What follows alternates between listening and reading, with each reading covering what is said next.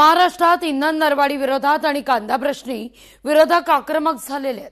कांदा प्रश्नी नाशिकच्या चांदवडमध्ये मवियाचं रोहित पवार यांच्या नेतृत्वात आंदोलन झालं, तर सोलापूरमध्ये काँग्रेसनं प्रणिती शिंदे यांच्या नेतृत्वात आंदोलन केलं। इंधन दरवाढी विरोधात पुणे, नागपूर, जालना, अमरावती या ठिकाणी मवियाच्या वतीनं एल्गार करण्यात आलेला आहे।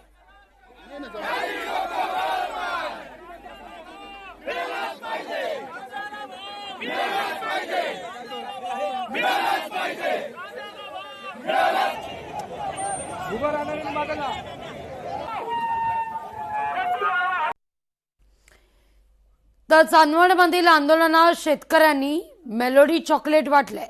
मेलोडीचे दर वाढलेत, कांद्याचे दर कधी वाढतील हा मुद्दा या ठिकाणी उपस्थित होतोय।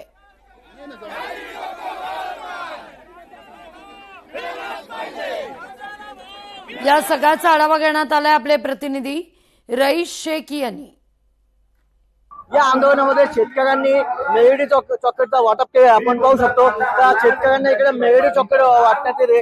आपण त्यांच्याकडून जाणून घेऊया का मेलोडी चॉकलेट वाटतात, का तुम्ही मेलोडी चॉकलेट वाटताय? अहो, ही मेलोडी चॉकलेट सन्माननीय पंतप्रधानांनी इटलीच्या राष्ट्राध्यक्षांना दिली, हिचा शेअर्स वाढला। आमची एवढीच विनंती आहे, त्याच इटलीच्या राष्ट्राध्यक्षांना सन्माननीय पंतप्रधानांनी हा कांदा द्यावा, याचा जरी शेअर्स वाढेल। मागच्या 12 वर्षापासून फक्त चॉकलेटच देत आहे शेतकऱ्यांना। आम्ही इथून 35 किलोमीटर बागलाण म्हणून आलोय, आमच्या गाड्या अडवल्या, आम्ही मोटरसायकलीने आलोय।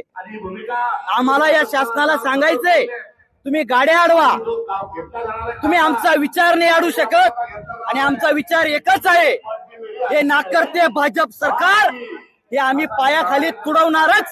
5,000 रुपये ट्रॉली कांदा जातोय, 1,500 रुपयाचे जो भाव आहे तो मी स्पष्टपणे सांगतो तो खोटा भाव आहे, तो फक्त जाहीर केलेला आहे। आणि हा जो चॉकलेटचा डबा आहे, भारताचे पंतप्रधान इटलीच्या राष्ट्राध्यक्षांना ही चॉकलेट देत आहे, त्यांनी पुढच्या दौऱ्यात कांदा द्यावा, आमचा कांदा उचलला जाईल, एवढी रास्त मागणी आहे।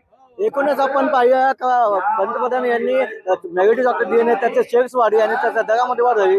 असंच पंतप्रधानांनी परदेशात जाऊन कांदा द्यावा, तर आमच्या कांद्याचा दर वाढून योग्य भाव मिळेल अशी अपेक्षा या आंदोलनकर्त्यांनी व्यक्त केली। रईस शेख, लोकशाही मराठी, चांदवड, नाशिक। लोकशाही मराठी ऐका, पहा, जागरूक रहा।